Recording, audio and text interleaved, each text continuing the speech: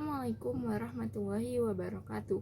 Perkenalkan, nama saya Rizky Salsabila Putri, mahasiswa Prodi Pendidikan Agama Islam Fakultas Ilmu Sosial angkatan tahun 2024. Di sini saya akan membuat video tugas UAS Filsafat Ilmu dengan mengambil contoh kasus 5 dengan dosen pengampu Bapak Ridwan Effendi.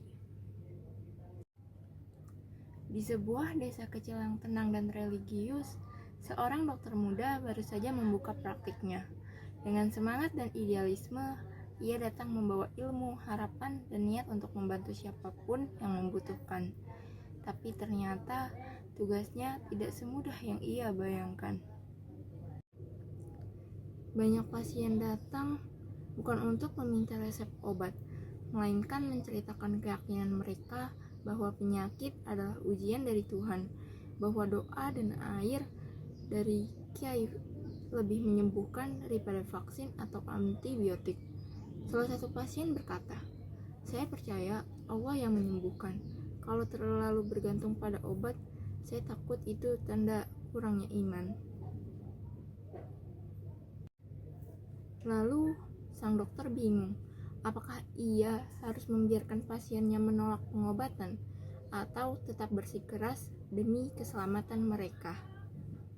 Dilema ini nyata, dan disinilah filsafat ilmu bisa membantu kita memahami bahwa perbedaan ini bukan sekedar soal benar atau salah, tapi soal cara berpikir yang berbeda.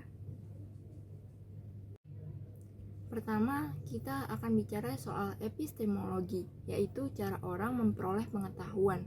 Dokter meyakini sesuatu karena dibuktikan lewat riset, eksperimen, dan jurnal medis.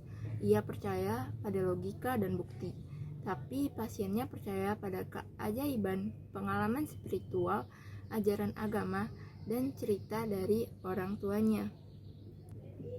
Dua sumber pengetahuan yang berbeda dan dua cara memahami kebenaran. Lalu yang kedua yaitu dari sisi ontologi, cara memaknai realitas. Bagi dokter, penyakit adalah gangguan biologis, ada virus, ada infeksi, dan semua bisa dijelaskan lewat ilmu. Tapi bagi pasien, penyakit bisa jadi pertanda bahwa ada yang salah secara rohani.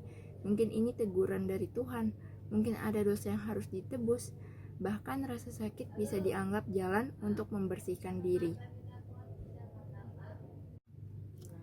Yang ketiga, kita masuk ke aksiologi, yaitu tentang nilai, etika, dan tanggung jawab sosial. Dokter punya kewajiban untuk menyelamatkan pasien, tapi ia juga harus menghormati keyakinan pribadi pasien tersebut. Lalu bagaimana kalau pasien menolak vaksin dan risiko penularan justru meningkat? Disinilah konflik etika muncul. Mana yang lebih penting, hak individu atau keselamatan masyarakat? Jadi, apa solusinya? Jawabannya bukan memilih antara sains atau iman, tapi menjembatani keduanya. Dokter bisa mulai dengan mendengar, pahami alasan dibalik kepercayaan pasien, bukan untuk menghakimi, tapi untuk membangun kepercayaan. Lalu, sampaikan penjelasan medis dengan bahasa yang manusiawi dan tidak menggurui pasien. Berikan ruang bagi pasien untuk tetap berdoa atau menjalankan tradisi, asal tidak membahayakan kesehatan mereka sendiri atau orang lain. Karena pada akhirnya, dunia ini tidak hanya bergerak dengan logika, tapi juga dengan keyakinan, harapan, dan nilai-nilai kemanusiaan. Sains mengajarkan apa yang terjadi, iman mengajarkan mengapa itu bisa terjadi. Dan jika keduanya bisa saling mendengarkan, bukan saling menjatuhkan, disitulah kita benar-benar sedang menyembuhkan.